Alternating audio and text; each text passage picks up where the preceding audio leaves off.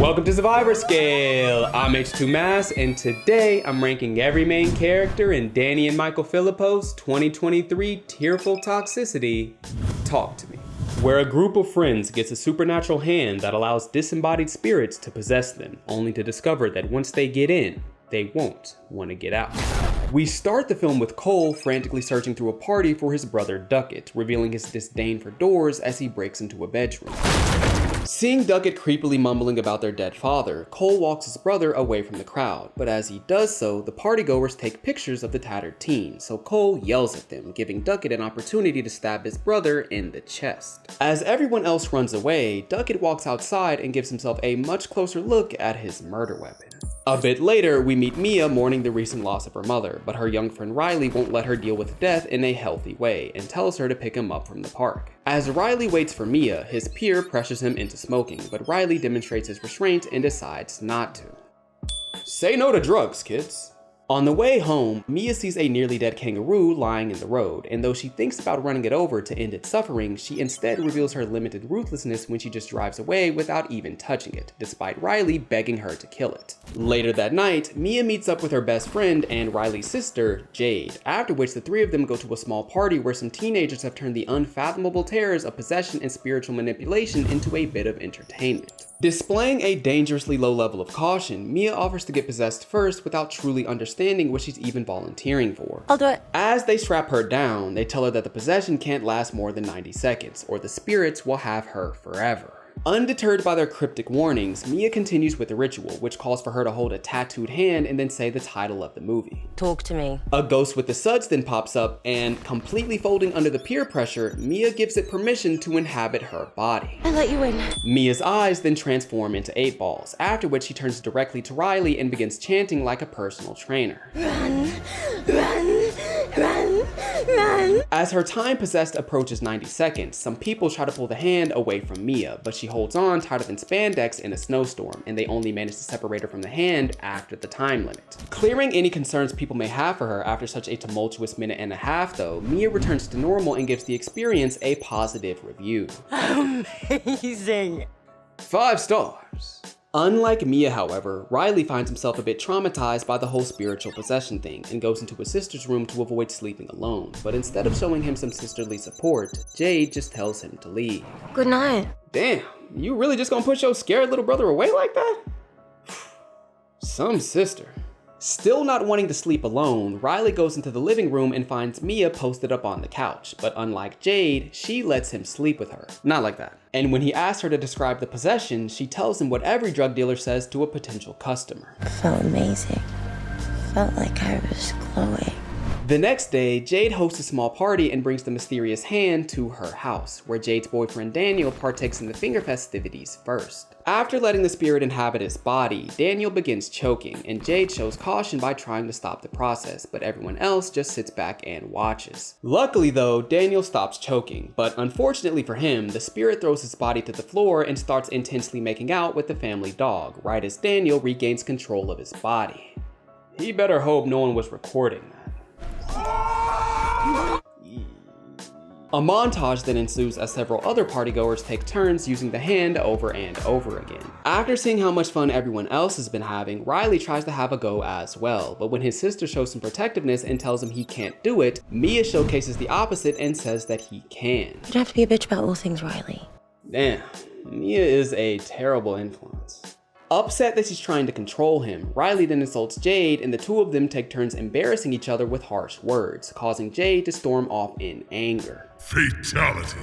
As Riley's new de facto mom, Mia then agrees to let Riley use the hand, but only for 50 seconds. However, when he lets the spirit possess his body, it starts talking like Mia's mother, telling Mia she's sorry for dying and that she's proud of her, all the things you'd expect any good mother to say to her child. Suddenly though, the spirit begins bashing Riley's head on the table and then tries to take a little ocular souvenir before sliding across the room and once again turning his head into a hammer. Showing some selflessness, Jade rushes in and places her hand on the table to keep Riley's brains from spilling out. As everyone else tries to help Riley, Mia shows poor composure and simply walks away traumatized from the bloody scene. Later, after returning to her senses, Mia goes to hospital and finds Riley barely clinging to life. Daniel then finds Mia crying in the stairwell and offers to drive her home. On the way there, Mia shows poor restraint when she asks her best friend's boyfriend, who Mia once dated and still has feelings for, to stay at her house. Showing some naivete, Mia tells Daniel how good she felt talking to her dead mother, but Daniel displays some deduction when he hypothesizes that she didn't actually speak to her mother and that the spirits can read their thoughts and experiences since they were possessing them, allowing them to impersonate others and manipulate their hosts. Now that's what I'm talking about. More people should know when they're being tricked. After having a bad dream of her mother's death, Mia wakes up in the same bed as Daniel, but sees a dirty, creepy, crawling, crying, dead old woman approaching her, so Mia runs to the corner, only for the woman to grab Daniel's foot and treat it like Joey Chestnut eating a hot dog. Mia then starts yelling for Daniel to wake up, but when he finally does, instead of seeing a ghost, he just finds out that Mia has a foot fetish. As Mia tries to explain herself, Daniel doesn't listen and just runs out of the house. I guess he's not very open to that sort of thing. Now treating the hand like any old cell phone, Mia contacts her mother, who cryptically tells her that Riley needs help. At the hospital, Riley awakens from his coma, immediately starts bashing his head against the wall, and then laughs maniacally. I guess he really does need help. Later, Mia and the rest of the people from the party find a very much alive Cole to learn more about the hand and hopefully save Riley from whatever the spirits are doing to him. However, despite his brother having been killed by the hand, Cole doesn't give them any useful advice, so Mia decides to try the ritual on Riley again while making sure to actually complete all the steps so the spirits will leave him unlike last.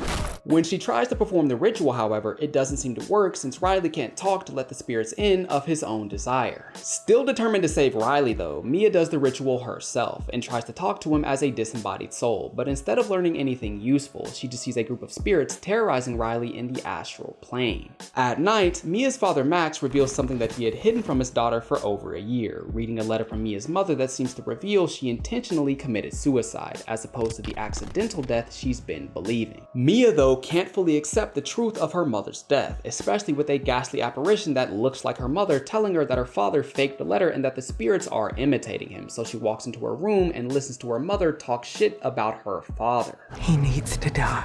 I don't see what the problem is. Sounds like a normal day at my house. An imitation of Mia's father then bursts into the room and begins choking her. Hearing all the noise from this wrestling match, Max then runs to help his daughter, but when he gets inside, Mia can't tell the difference between the fake and the original, so she grabs a nearby pair of scissors and stabs her real father in the neck. I mean, that's still good resourcefulness.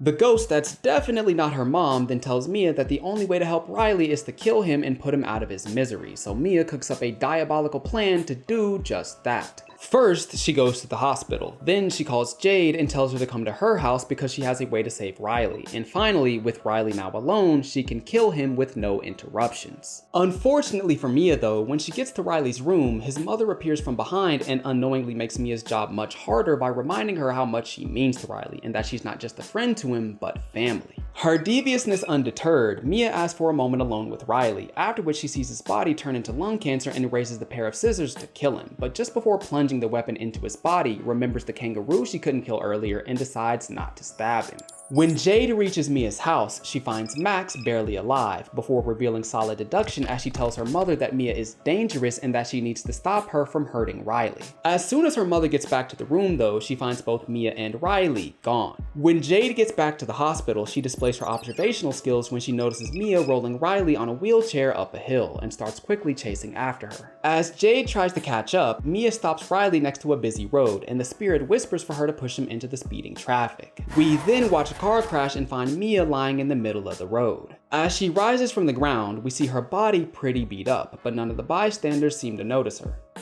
Oh yeah, she's dead. Mia then appears in a hospital where she sees Riley now totally fine and her father walking towards an elevator as all the lights turn off around her. Now in total darkness, Mia hears a match light up and walks towards the fire, where she sees a disembodied hand reaching out. She then grabs the hand and appears in front of a man who tells her the same thing she said when she saw one of the ghosts. I'll let you in. Damn. Time to rank. Starting off with who I initially thought would fall into F tier, we have Mia. With an as of yet unparalleled level of gullibleness, she fell for the trickery of a ghost playing on her emotions, leading her to nearly committing murder on her best friend's brother, who considered her as his family. She may not have had the worst performance ever, but her unyielding desperation and inability to cope with the death of her mother puts her in the sad territory of characters with extremely poor susceptibility to manipulation, and leaves the deadly daughter with a degree in dastardliness in C tier.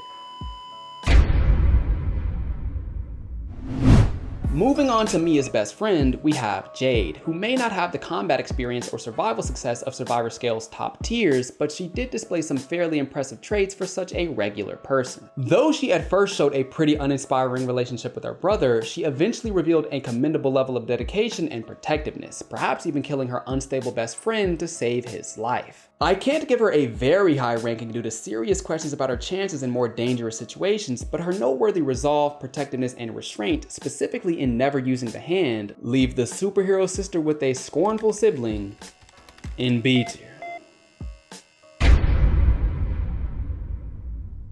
But that's it. The average rank for this cast was B tier. An okay collection of characters. Mostly living up to its hype, Talk to Me delivers one of the signature horror movies of the year, exploring a unique premise with some incredible camera work, gnarly effects, and a compelling crop of characters. I liked it. Thanks for watching.